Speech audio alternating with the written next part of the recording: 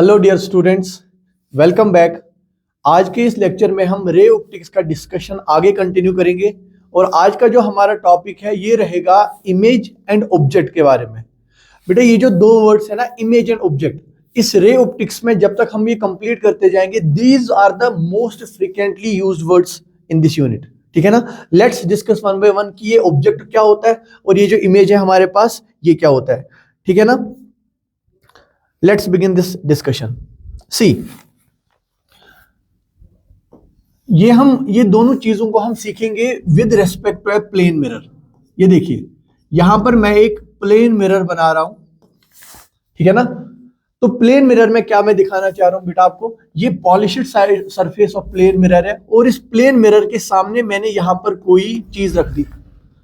Now it is very obvious कि इस plane mirror के सामने मैं जिस भी किसी ऑब्जेक्ट को रखूं तो उसका एक इमेज बन जाएगा। ठीक है ना।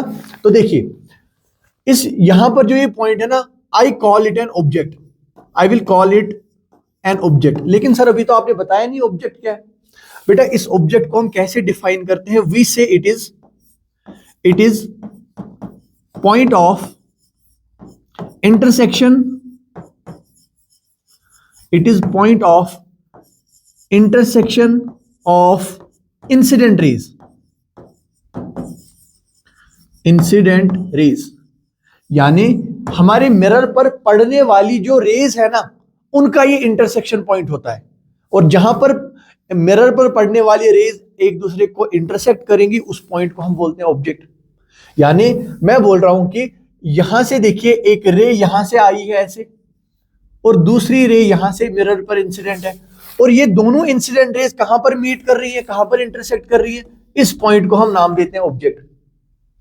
अब यहां पर एक खास बात है कि ये जो पॉइंट ऑफ इंटरसेक्शन है, ये जो पॉइंट ऑफ इंटरसेक्शन है, इट कैन बी रियल और it can B virtual. Sir क्या मतलब हुआ रियल या वर्चुअल का?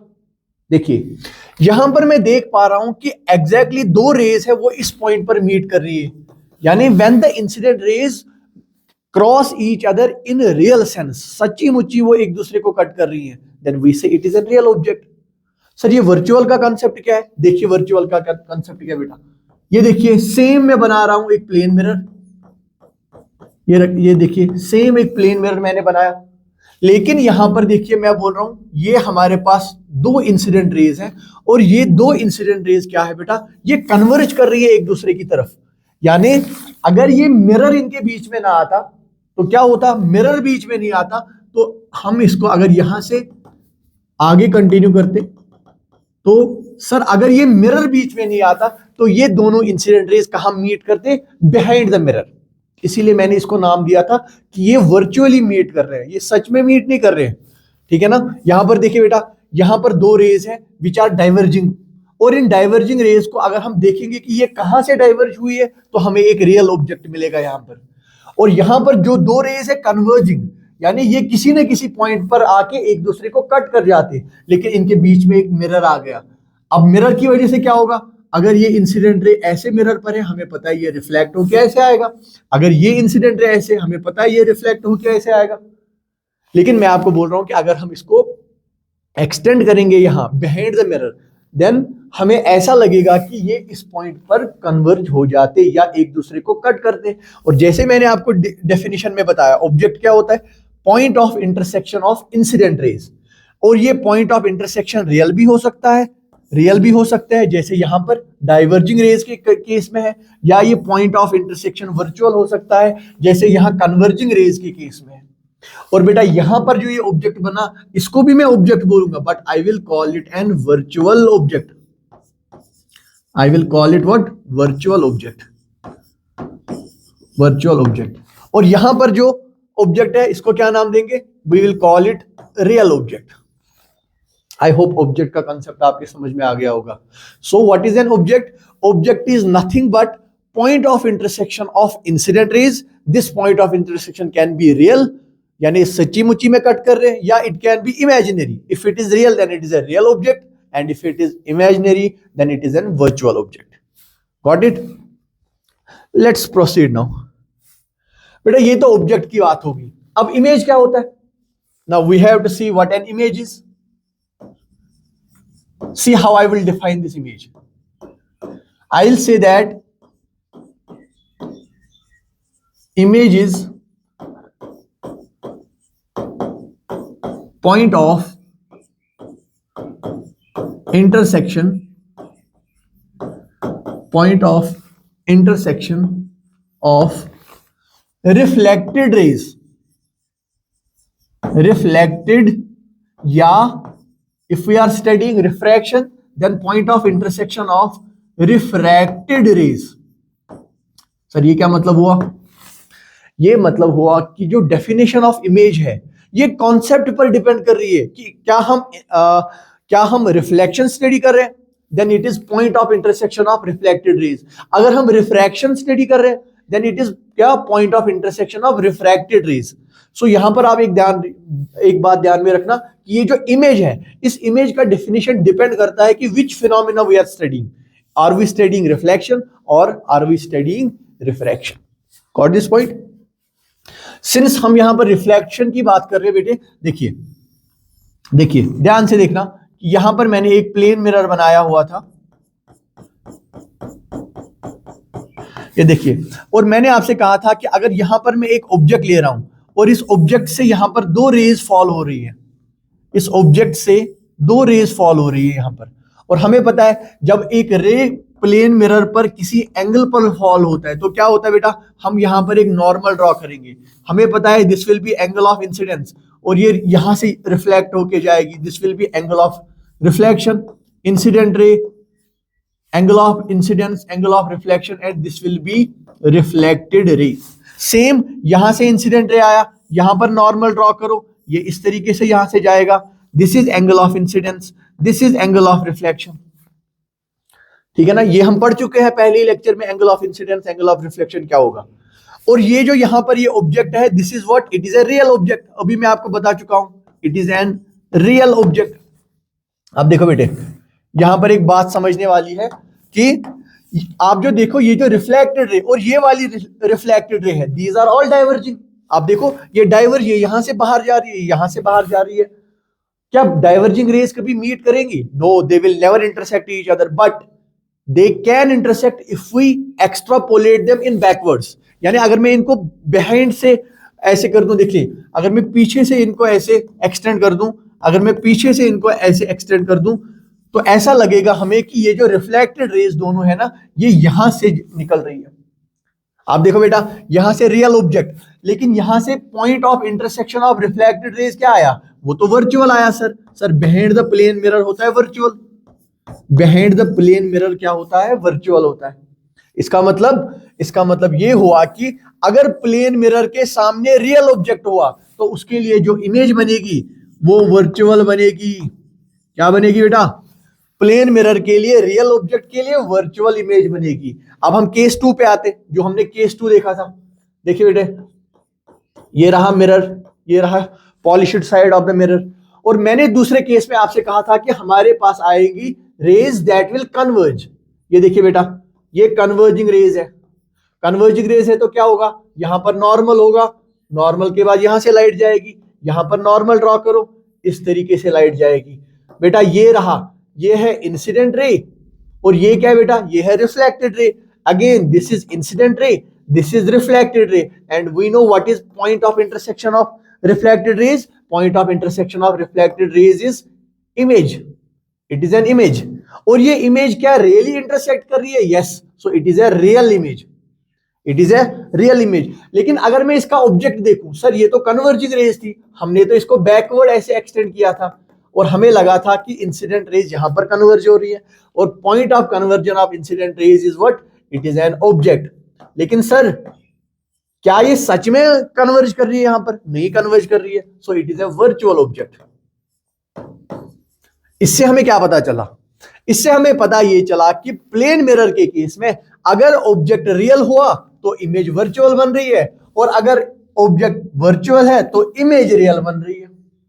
एक बहुत ही इंपॉर्टेंट प्रॉपर्टी है प्लेन मिरर्स की कि रियल ऑब्जेक्ट के लिए वर्चुअल इमेज और वर्चुअल ऑब्जेक्ट के लिए रियल इमेज. ठीक है ना? आई होप यहां से आपको concept of object and concept of image clear हो गया होगा. चलिए नेक्स्ट बेटा, अभी तक के डिस्कशन का आई थिंक ऑब्जेक्टिव वाइज या जो न्यूमेरिकल आ सकता है उस वाइज से बहुत ही इंपॉर्टेंट एक टॉपिक हमारा है, वो है वेलोसिटी ऑफ द इमेज। कि वेलोसिटी ऑफ इमेज में मैं आपको क्या बताऊंगा कि अगर एक प्लेन मिरर के सामने मैं एक ऑब्जेक्ट रख रहा हूं, ऑब्वियस सी बात है प्लेन मिरर के सामने अगर ऑब्जेक्ट है तो एक इमेज बनेगा। अगर मैं इस ऑब्जेक्ट को मूव करता हूं, ठीक है ना, तो मैं देखता हूं अगर ये ऑब्जेक्ट मूव कर रहा है तो इमेज कैसे मूव करेगा। अगर मान लो ऑब्जेक्ट की वेलोसिटी सम v है तो इस इमेज की वेलोसिटी क्या होगी। ये सारी चीजें हम इस टॉपिक में देखेंगे, क्या, वेलोसिटी ऑफ इमेज में। देखिए बेटे, मैं आपसे कुछ क्वेश्चंस पूछूंगा, छोटे छोटे कुछ क्वेश्चन मैं आपसे पूछूंगा और आप मुझे उनके आंसर्स दे देना। देखिए क्या क्वेश्चन है मेरा, ये देखिए, यहां से मैंने एक्स एक्सिस बना दिया, दिस इज एक्स एक्सिस, ठीक है बेटे, ये एक्स एक्सिस है। इसका मतलब ये वाला जो प्लेन है ये वाई एक्सिस और ये बाहर की तरफ आपकी तरफ आता हुआ ये जेड एक्सिस। और मैं आपको बोल रहा हूं कि कंसिडर, मैं आपको एक एग्जांपल दे रहा हूं, consider this to be a plane mirror, ठीक है ना। ये मैं यहां से एक्स एक्सिस ले रहा हूं और देखिए बेटा, ये जो प्लेन मिरर है इस प्लेन मिरर को मैं वाई जेड एक्सिस पर रख रहा हूं, ऐसे। समझ में आ रही है बात। ये प्लेन मिरर है, ये एक्स एक्सिस है, इस प्लेन मिरर को मैंने ऐसे रखा हुआ है। यानी ये जो मिरर है, आप देखिए ये मिरर एक एरिया है, तो एरिया को मैंने क्या रखा है, जेड एक्सिस और वाई एक्सिस में। जस्ट एन एग्जांपल, मैं बस आपको समझाने के लिए ये बात बोल रहा हूं कि अगर ये एक्स एक्सिस है तो मैंने मिरर को ऐसे रखा हुआ है। और बेटे आपको पता है अब सर ये मिरर ये लाइन नहीं है, it is actually like this, और हमें सिर्फ ये वाला साइड इसका दिखाई दे रहा है। चलिए मैं आपसे बोल रहा हूं कि ये मिरर को मैंने रखा हुआ है कहां पर, 0,0 पर, ठीक है ना। इसका मतलब ये पॉजिटिव एक्स एक्सिस, ये नेगेटिव एक्स एक्सिस, ये ऊपर की तरफ वाई एक्सिस और perpendicular to the board this will be Z axis. मैं आपसे पूछ रहा हूं कि ये जो ऑब्जेक्ट है हमारे पास, मैंने ऑब्जेक्ट को रखा है कहां पर, मैंने ऑब्जेक्ट को रखा है 5,0,0 पर। सर इसका क्या मतलब हुआ, इसका मतलब हुआ एक्स एक्सिस पर मैं चल रहा हूं 5, मान लो ये मैंने 5 सेंटीमीटर चला मैं एक्स एक्सिस पर, वाई एक्सिस पर 0, जेड एक्सिस पर 0। अगर यहां पर मैंने ऑब्जेक्ट को रखा हुआ है, मेरा क्वेश्चन आपसे बेटा ये है कि इमेज कहां पर होगी। आप कहोगे सर अगर ये ऑब्जेक्ट डिस्टेंस है तो प्लेन मिरर में जितना ऑब्जेक्ट डिस्टेंस होता है उतना इमेज डिस्टेंस भी होता है। इसका मतलब ये ऑब्जेक्ट यहां कहीं पर होगा। कि कहां से होगा बेटा, नेगेटिव साइड से। कितना, ये बन जाएगा -5। सर 0, 0। आई होप आपको ये बात समझ आई होगी। अच्छा मैं आपसे पूछ रहा हूं, अब मैंने ऑब्जेक्ट को रखा 5,3,0 पर। सर क्या मतलब हुआ, मैं बोल रहा हूं कि एक्स एक्सिस पर मैं 5 गया, वाई एक्सिस पर मैं कितना गया, 3, और जेड एक्सिस पर 0। जेड एक्सिस पर मैंने कोई मूवमेंट नहीं किया। मुझे बेटा बताओ आप इमेज कहां पर बनेगी। आप कहोगे सर यहां इस केस में, पहले वाले केस में जो इमेज है, इमेज बनी थी -5,0,0 पर, बिल्कुल सही। और इस दूसरे वाले केस में इमेज कहां पर बनेगी। आप कहोगे सर अगर मिरर के सामने ये 5 है तो मिरर के पीछे भी 5 बनेगा। मिरर के पीछे मतलब -5। अब देखो बेटा, ये जो इमेज है ना, सॉरी ऑब्जेक्ट है, इसको मैंने एक्स एक्सिस में 3 ऊपर लिया। आप देखो इमेज भी वाई एक्सिस में 3 ऊपर होगा। यानी पहला कोऑर्डिनेट था 5, ये बन गया -5। वाई कोऑर्डिनेट था 3, ये 3 ही रह गया। जेड कोऑर्डिनेट था 0, अभी भी 0 ही। थोड़ा सा ध्यान लगाओ इस बात पर, थोड़ा सा ध्यान लगाओ इस बात पर। देखिए बेटा, देखिए एक्स एक्सिस है, वाई एक्सिस है, मैं एक्स एक्सिस में 5 और वाई एक्सिस में 3 ऊपर गया, तो जो इमेज बनेगी ना वो एक्स एक्सिस में -5 और वाई एक्सिस में सेम 3 बनेगा। यानी वाई कोऑर्डिनेट चेंज नहीं हुआ, वाई कोऑर्डिनेट चेंज नहीं हुआ। एक और केस, मैं ऑब्जेक्ट ले रहा हूं 5,3,2 पर। सर इसका क्या मतलब हुआ बेटा, मैं एक्स एक्सिस पर गया 5, वाई एक्सिस पर गया 3 और जेड एक्सिस पर आया 2। अब मुझे बताओ इमेज कहां पर होगी। आप कहोगे सर एक्स एक्सिस पर अगर हम 5 गए, माइनस एक्स एक्सिस पर -5 जाना पड़ेगा। ये तो हमने पहले ही केस में देखा। सर अगर हम वाई एक्सिस पर 3 गए, इमेज भी वाई एक्सिस पर 3 ही ऊपर जाएगा। तो यानी 3 तो वैसे ही रहा। और अगर हम z एक्सिस पर 2 इधर गए, यहां से भी z एक्सिस पर 2 ही बाहर आएगा। सर इसका क्या मतलब हुआ? सर इन 3 चीजों से तो हमें यह पता चल रहा है कि अगर हम एक्स वाई जेड कोऑर्डिनेट में से एक्स कोऑर्डिनेट चेंज कर रहे हैं तो इमेज का एक्स कोऑर्डिनेट चेंज हो रहा है। यानी ऑब्जेक्ट का एक्स कोऑर्डिनेट अगर +5 है, इमेज का एक्स कोऑर्डिनेट -5 है, लेकिन वाई और जेड कोऑर्डिनेट सेम है। मेरी बात को गलत अंडरस्टैंड मत करना, मैं एक स्टेटमेंट में बताता हूं। Do not misunderstand what I am saying. मैं ये कहना चाह रहा हूं कि जिस प्लेन में मिरर है, बेटा किस प्लेन में मिरर था? वाईजेड प्लेन में। जिस प्लेन में मिरर है उस प्लेन में अगर ऑब्जेक्ट मूव कर रहा है तो इमेज भी बिल्कुल वैसे ही मूव करेगा। यहां पर देखो बेटा, एक्स एक्सिस है ना, ये मिरर के परपेंडिकुलर है, लेकिन वाई एक्सिस और जेड एक्सिस है ना, वो इसी मिरर के प्लेन में है। यानी in the plane which is parallel to the plane of the mirror, जो ऑब्जेक्ट की मोशन होगी वही इमेज की मोशन होगी, लेकिन इन द एक्सिस जो कि परपेंडिकुलर होगी उस प्लेन की, वहां पर मोशन चेंज होगा। जैसे आप देखो, क्या ये X axis plane of the mirror के परपेंडिकुलर नहीं है? बिल्कुल परपेंडिकुलर है। अगर यहां पर कोऑर्डिनेट्स था -5, यहां पर +5 था, यहां पर -5 है। आप देखो जो पैरेलल प्लेन्स है, यानी वाई जेड के पैरेलल प्लेन्स था, ये 0 और 0 वो तो सेम ही रहा, 3 और 0 सेम रहा, 3 और 2 तो सेम रहा।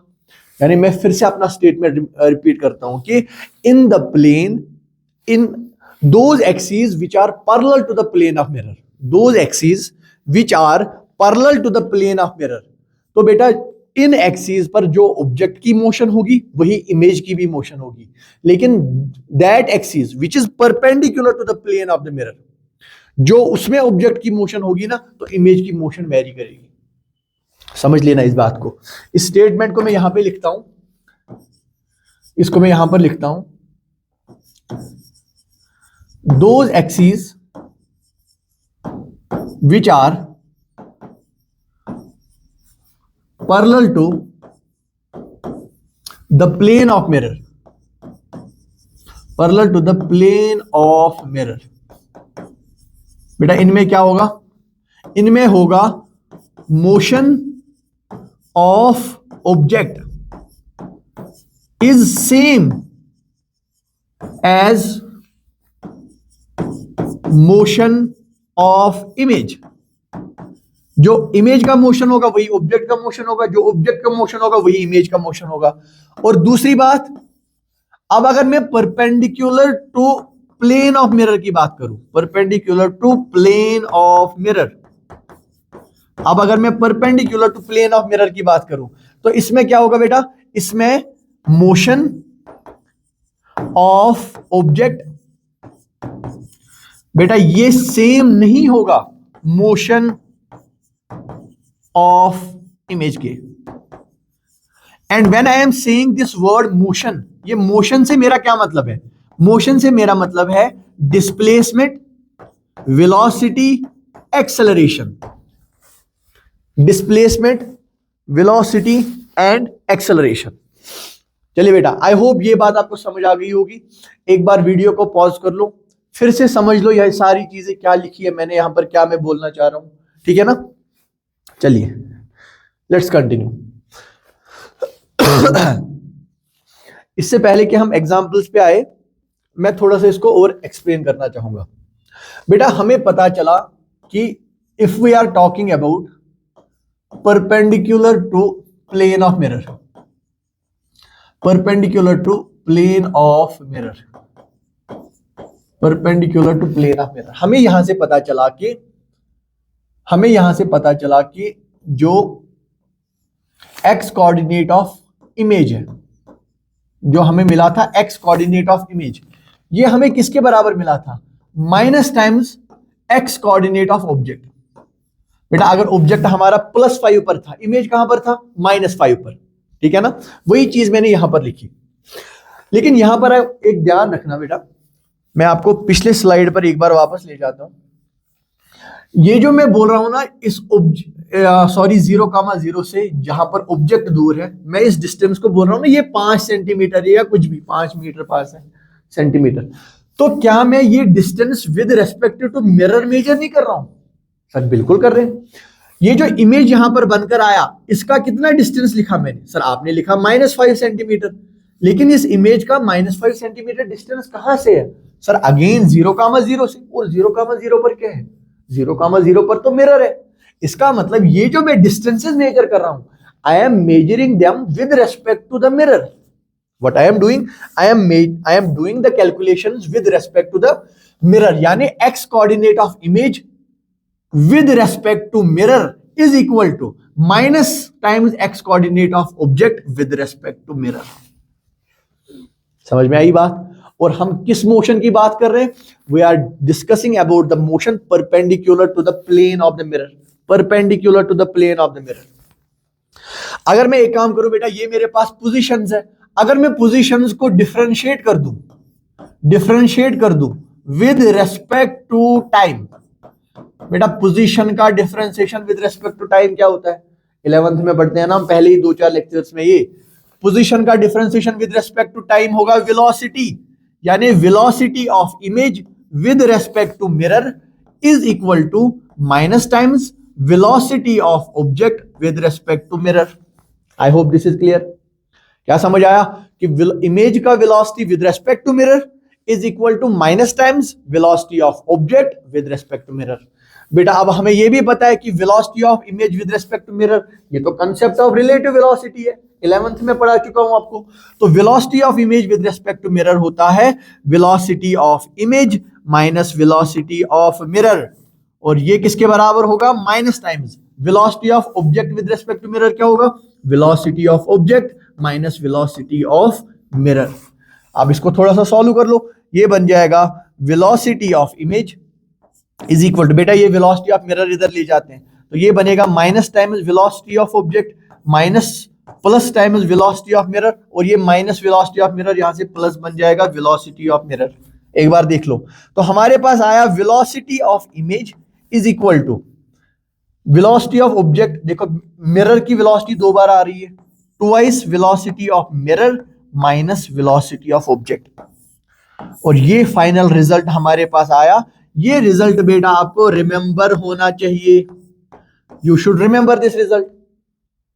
सर क्या मिला हमें? हमें मिला कि perpendicular to the plane of mirror, perpendicular to the plane of mirror velocity of image will be equal to 2 times velocity of mirror minus velocity of object. Sir क्या ये ओवरऑल वेलोसिटी है object की? नहीं. Sir क्या ये overall velocity है? क्या ये ओवरऑल वेलोसिटी की बात हो रही है? नहीं. फिर किस वेलोसिटी की बात हो रही है? सर ये वेलोसिटी की बात हो रही है perpendicular to plane of mirror, perpendicular to plane of mirror. अब देखिए बेटा, मैंने हेडिंग ही लिखा ना यहां पर, we are discussing about perpendicular to plane of mirror. Sir हम दूसरे एक्सिस के बारे में क्यों नहीं बात कर रहे? बेटा प्लेन ऑफ द मिरर को जो परपेंडिकुलर एक्सिस है, उसके बगैर जो और 2 एक्सिस है वो तो पैरेलल होगी इस प्लेन के, और हमें पता है कि those axis which are parallel to the plane of mirror, उनमें जो ऑब्जेक्ट का मोशन होगा, उनमें जो ऑब्जेक्ट का मोशन होगा वही इमेज का भी मोशन होगा. यानी जो वेलोसिटी पोजीशन एक्सेलरेशन ऑब्जेक्ट का होगा वही वेलोसिटी पोजीशन एक्सेलरेशन इमेज का भी होगा. ठीक है ना? तो बेटे ये बात जो है ना, ये बात आप अभी से दिमाग में बिठा लो. और ये जो वेलोसिटी है, क्या ये ओवरऑल वेलोसिटी है? क्या ये कंप्लीट वेलोसिटी है ऑब्जेक्ट की, सॉरी इमेज की? नहीं, ये सिर्फ और सिर्फ है perpendicular to the plane of mirror. ठीक है ना? अब ये जो मैं कंसेप्ट आपको बता चुका हूं, हम इसको थोड़ा रिफाइन करते हैं with some examples, with some examples. देखिए बेटा, एक बात मैं बोलना भूल गया. ये चीज देखो, ये चीज है ना, अगर मैं इसको वेलोसिटी को फिर से डिफरेंशिएट कर दूं with respect to time, differentiation of velocity with respect to time क्या होता है? सर ये तो एक्सेलरेशन जैसा कुछ होता है. तो मैं लिख सकता हूं acceleration of image is equal to 2 times acceleration of mirror minus acceleration of object. ये इक्वेशन भी वैलिड है इसके लिए. ठीक है ना? बहुत बढ़िया, बहुत बढ़िया. चलिए बेटे अब ये एग्जाम्पल दिखाता हूं आपको, इससे आपके सारे डाउट जो है ना वो क्लियर हो जाएंगे। चलिए देखो बेटा हमारे पास यहां पर एक ऑब्जेक्ट गिवन है, ये देखिए, और हमें बोला गया object is at rest. Sir rest का मतलब क्या होता है? इतना हमें पता है, इतने मेरे बच्चों को पता है रेस्ट का मतलब क्या होता है। ऑब्जेक्ट एट रेस्ट है, यानी मैं लिख सकता हूं velocity of object equal to 0। Sir यहां पर मिरर के ऊपर दिखाया हुआ है 2 सेंटीमीटर पर सेकंड, यानी वेलोसिटी ऑफ मिरर हमें गिवन है कितना? 2 सेंटीमीटर पर सेकंड। ठीक है ना। यहां पर बेटा आप एक काम करेंगे, यहां पर मैं आपको एक कंसेप्ट समझा रहा हूं कि take one axis as positive and another as negative. Take one side of axis, एक साइड से हम पॉजिटिव मान लेते हैं, यानी मैं बोल रहा हूं चलो मान लेते हैं कि ये डायरेक्शन है पॉजिटिव, इसका मतलब है ये डायरेक्शन क्या होगी? ये डायरेक्शन होगी नेगेटिव। सर क्यों ऐसा क्यों? Because velocity is a vector, तो हमें देखना तो पड़ेगा ना डायरेक्शन क्या है। सर आपसे पूछा जा रहा है find velocity of image. Sir हमने अभी अभी पढ़ा था कि वेलोसिटी ऑफ इमेज बराबर होता है 2 times velocity of mirror minus velocity of object, अभी अभी पढ़ा था हमने। अब देखो बेटा, तो वेलोसिटी ऑफ इमेज क्या होगा? वेलोसिटी ऑफ इमेज क्या होगा? Sir 2 times velocity of mirror. आप देखिए बेटा, velocity of mirror positive axis की तरफ जा रहा है, कितना? 2 centimetre per second, minus velocity of object है 0, तो ये कितना होगा बेटा? 4 सेंटीमीटर पर सेकेंड। यानी वेलोसिटी ऑफ इमेज कितना होगा बेटा? वेलोसिटी ऑफ इमेज होगा कितना? 4 सेंटीमीटर पर सेकेंड। देखिए क्या हो रहा है, ऑब्जेक्ट रेस्ट पर है, ये मिरर है। अगर मैं इसका देखो, पहले मैं आपको सिनारियो देता हूं, ये ऑब्जेक्ट यहां पर है, इमेज यहां, मिरर यहां पर है, यानी इमेज इधर कहीं पर बनता। अब देखो ऑब्जेक्ट मिरर यहां पर कहीं पर इमेज बनता। अगर ये ऑब्जेक्ट रेस्ट में है, ये मिरर अगर ऑब्जेक्ट से दूर जा रहा है ना, तो ये इमेज भी यहां से दूर जाएगा। कितना दूर जाएगा? Double the velocity. अब देखिए मिरर स्टेशनरी ऑब्जेक्ट से 2 सेंटीमीटर पर सेकंड से दूर जा रहा है, इमेज मिरर से 2 गुना की स्पीड से दूर जा रही है। ये देखिए बेटा, वेलोसिटी ऑफ इमेज कितना आया? 4 सेंटीमीटर पर सेकंड। ये बात समझ में आ गई? बहुत बढ़िया। एक और चीज यहां पर देखिए बेटा, ये मिरर है हमारे पास, देखिए मिरर पर कोई स्पीड नहीं दी है, यानी मैं बोलूंगा वेलोसिटी ऑफ मिरर इज 0। हाँ जी सर बिल्कुल, वेलोसिटी ऑफ मिरर कितना है? 0। यहां पर देखिए बेटा, ये वाली डिस्टेंस तो होती perpendicular to the plane of mirror, लेकिन यहां ऊपर की तरफ जा रहा है, इसका मतलब इसका इमेज यहां कहीं पर बनेगा। और अगर ये ऊपर की तरफ 1 सेंटीमीटर पर सेकंड से जा रहा है, तो यहां इमेज भी 1 सेंटीमीटर पर सेकंड से ही ऊपर जाएगा। सर क्यों? ऐसा क्यों? क्योंकि in along those axis which are parallel to the plane of the mirror, जो वेलोसिटी इमेज की वही वेलोसिटी ऑब्जेक्ट की। तो यहां पर अगर ऑब्जेक्ट इस प्लेन के एक पैरेलल वाली एक्सिस पर 1 सेंटीमीटर पर सेकंड से ऊपर जा रहा है, तो ये जो इमेज है ये भी 1 सेंटीमीटर से ही ऊपर जाएगा। सिंपल सी बात है। नेक्स्ट, यहां पर देखिए बेटा, यहां पर अभी ऑब्जेक्ट भी मूव कर रहा है, इमेज भी मूव कर रहा है। हम क्या करेंगे? सर हम तो एक साइड से लेंगे पॉजिटिव, एक साइड से लेंगे नेगेटिव। अच्छा, अब अगर हमें वेलोसिटी ऑफ इमेज निकालना है, वो कितना होगा? सर वेलोसिटी ऑफ इमेज था क्या? 2 टाइम्स क्या?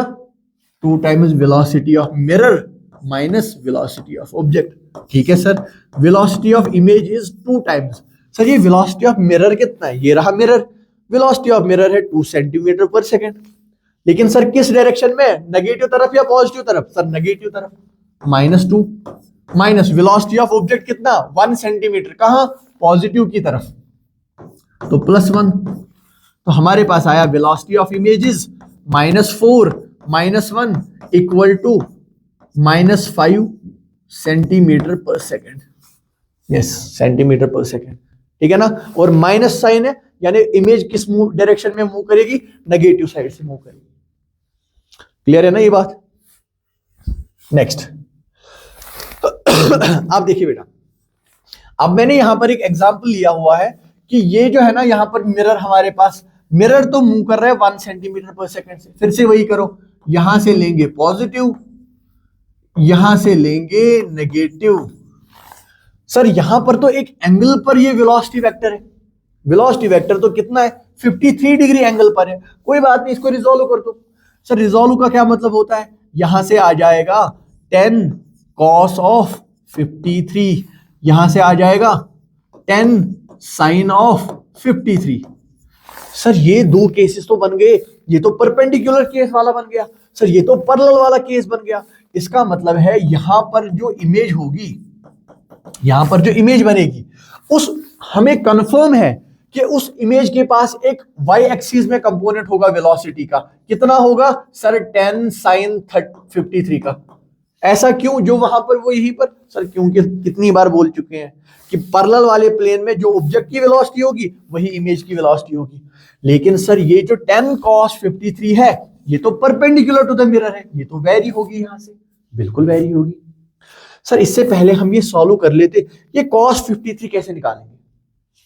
अगर मेरे बच्चों को याद होगा तो मैंने आपको एक स्पेशल ट्रायंगल के बारे में बोला था, अभी मैं फिर से आपको बता देता हूं थोड़ा सा इसके बारे में। हमारे पास एक ट्रायंगल है, हमारे पास एक ट्रायंगल है बेटा, मैं आपको बोल रहा हूं इस ट्रायंगल में जो 3 साइड्स है ना वो है क्या क्या, 5, 4 और 3। अब देखो ये पाइथागोरस थ्योरम से भी वैलिड आ जाएंगे। मैं बोल रहा हूं ये हाइपोटेन्यूज है 5 और ये जो यहां पर बेस है ये 3 है। सर इससे क्या हुआ बेटा, जिन दो साइड्स के बीच में 53 बन रहा है वहां पर एंगल भी 53 होगा। क्या होगा, अगर ये 53 है सर ये तो 90 डिग्री है, तो ये कितना बचा सर, ये तो 37 बचा, बिल्कुल 37 बचा। और अगर 5 साइड भी आया 3 साइड भी आया, ये साइड तो 4 होगा। ध्यान में रखना इस ट्रायंगल को, जादुई ट्रायंगल है ये। तो क्या मैंने बोला कि हमारे पास ट्रायंगल है राइट एंगल ट्रायंगल जिसके साइड से 5, 3 और 4। जो दो साइड्स 53 बना रहे हैं यानी 5 वाला साइड और 3 वाला साइड, उनके बीच का एंगल होगा 53। ध्यान में रख लेना एक बार में। अब हमें पूछ रहा है cos 53 कितना होगा। बेटा यहां पर अगर मैं देखूं cos 53, तो cos 53 होगा यहां पर 3/5, ठीक है ना। cos 53 होगा बेस बाय हाइपोटेन्यूज। अगर मैं sin 53 देखूं, sin 53 कितना होगा यहां पर 4/5 परपेंडिकुलर बाय हाइपोटेन्यूज। तो बेटा यहां पर मुझे बताओ, यहां पर मुझे बता इसका वैल्यू कितना आएगा 10 cos 53 का, ये बन जाएगा 10 cos 53 इज 3/5, तो 5 1s are 5 2s are 3 2s are 6 metre पर सेकेंड, ठीक है ना। तो 6 सेंटीमीटर पर सेकेंड दिया गया। अच्छा ये कितना आएगा 10 sin 53, बेटा ये आएगा 10 sin 53 इज 4/5, तो 5 1s are 5 2s are 4 2s are 8, तो ये आ गया 8 सेंटीमीटर पर सेकेंड। कितना 8 सेंटीमीटर पर सेकेंड। समझ में आई ये बात, 8 सेंटीमीटर पर सेकेंड। अब मुझे बताओ बेटा वेलोसिटी ऑफ इमेज किसके बराबर होता है, twice velocity of mirror minus velocity of object. तो 2 टाइम्स, देखिए बेटा वेलोसिटी ऑफ मिरर कितना 1 सेंटीमीटर, कहां नेगेटिव डायरेक्शन में, तो यहां -1 लिख दो, माइनस वेलोसिटी ऑफ ऑब्जेक्ट कितना आया, वो आया 6 सेंटीमीटर पर सेकेंड, तो 6 लिख दो। तो हमारे पास आया -2 -6 is -8 centimetre per second. Minus का क्या मतलब, लेफ्ट वाली साइड से। तो यहां पर बेटा एक कंपोनेंट आ जाएगा कितना 8 सेंटीमीटर पर सेकेंड। बेटा ये 10 sin 53 भी 8 सेंटीमीटर पर सेकेंड। अब हमें पता है सर इतना फिजिक्स तो हमें आता है कि अगर हमारे पास दो वेक्टर है, अगर हमारे पास दो वेक्टर है और दोनों का मैग्नीट्यूड सेम है, तो उनके बीच का जो रिजल्टेंट है वो उनके बीच में ही जाएगा, उनके बीच में ही जाएगा। और इनका रिजल्टेंट कितना होगा बेटा, इनका रिजल्टेंट होगा √8² + 8², यानी √2 आ जाएगा इनका आंसर, यहां से √2 सेंटीमीटर पर सेकेंड, ठीक है ना, इस डायरेक्शन में, ठीक है ना। And you can calculate this theta from what, from tan of theta, ठीक है ना बेटे। tan ऑफ थीटा से ये भी 8 ये भी 8, tan थीटा इक्वल टू 1, तो ये कर लेना कि tan थीटा जब 1 होगा तो थीटा का वैल्यू कितना होगा, ठीक है ना बेटे, 45 होगा बिल्कुल। तो ये क्वेश्चन आप समझ गए कि कैसे हमने किया।